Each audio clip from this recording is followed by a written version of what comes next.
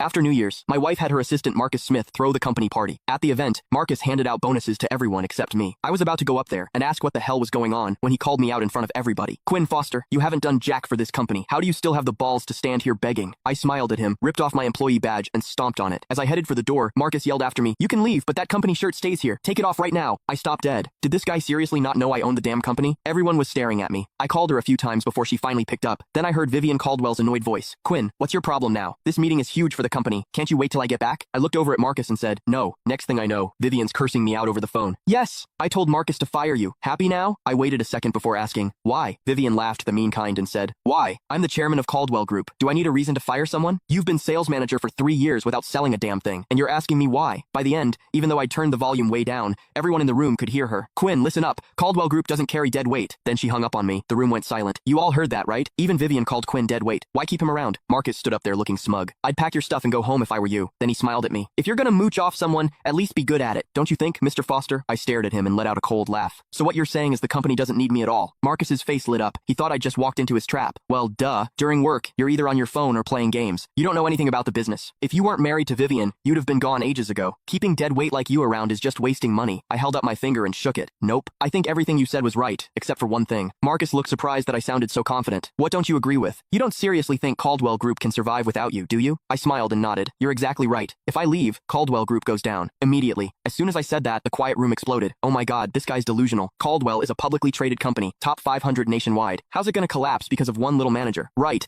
This guy just rides on being the chairman's husband. He's been lazy for 3 years, doing nothing but collecting a paycheck. He's disgusting. How do people like this even exist? Pretty boy freeloader just dropped dead already." The trash talk got louder and louder, but I didn't care, because every word I said was true. Caldwell Group went from a tiny nobody company 3 years ago to a publicly traded corporation with over 10,000 employees, and that was all me. Or really, the connections I brought. It had nothing to do with Vivian. Back then, Caldwell Group's founder, Gregory Caldwell, flew all the way from Boston to New York just to beg me to marry his granddaughter, and he had a marriage contract with him. It did have my grandfather's signature on it. I was young and didn't know what love was. I figured if Grandpa set it up this way, he had his reasons. But I never thought that after building Caldwell Group into what it is today, they'd turn around and call me dead weight. That pissed me off. Right then, I decided to confront Gregory Caldwell face to face and ask him straight up if the Caldwell family was planning to screw me over. If he kept Vivian as chairman, I'd have no problem sending the Caldwell family right back to where they were 3 years ago. Wait, just as I turned to leave, Marcus called out, "You're just gonna walk out like that?" I slowly turned back around. "What? You gonna invite me to stay for dinner?" Marcus stared at me with this nasty grin before saying, "Before you go, you need to leave company property behind." I narrowed my eyes at him. "I already gave you my badge. What else is there?" Marcus laughed, then raised the mic. "Take off that company uniform you're wearing." The room erupted again. Most people looked at me like they were enjoying the show. Only a few people I was cool with gave me sympathetic looks. When you're down, everyone kicks you. When I was still a manager, they all kissed my ass.